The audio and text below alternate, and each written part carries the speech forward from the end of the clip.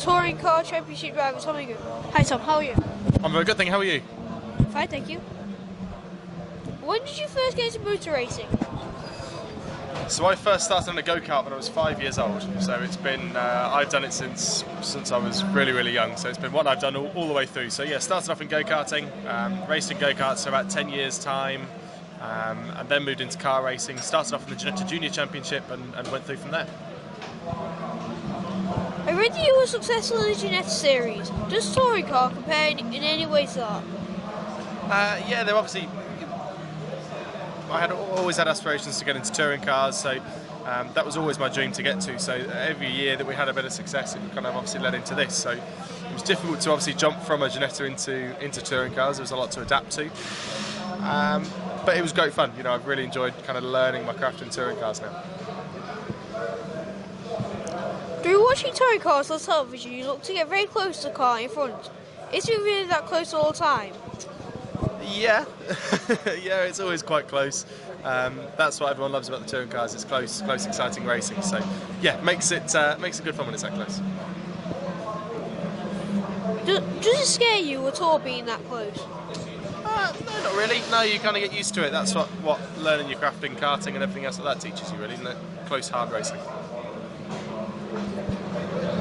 Touring car races are longer than the Ginetta races. Do you sometimes find it hard to stay focused?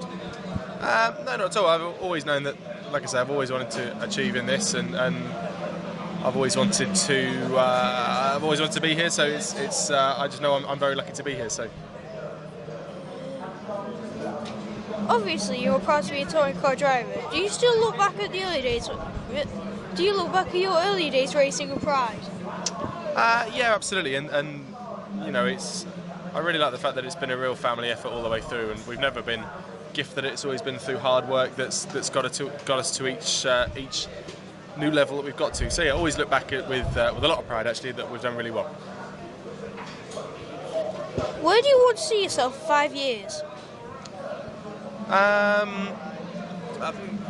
Goal is absolutely to try and be as successful as I can in touring cars. I'd like to think I can have won the championship within 5 years as well, and look for, you know, the new challenge that may lay ahead. That may be, you know, maybe abroad, it may be elsewhere. But for me at the minute, I'm more than happy to be here in this paddock and be doing very, very well. So.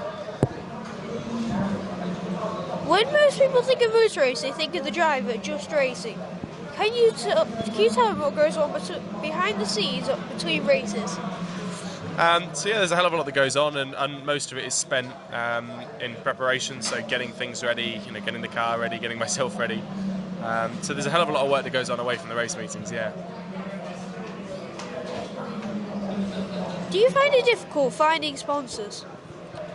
Yeah, it's obviously never easy. That's one of the the beautiful things about British touring cars is it's very, it's one of the things in few things in motorsport that does actually make commercial sense for partners to be involved in. So we have fantastic partners already and associated with us, and we've obviously got fantastic hospitality area. So yeah, we've got a lot of sponsors to keep us keep happy, but by no means is it easy. But you know, at the minute we're doing very, very well in the championship. We've obviously got a very good fan base as well. So yeah, it's all good fun.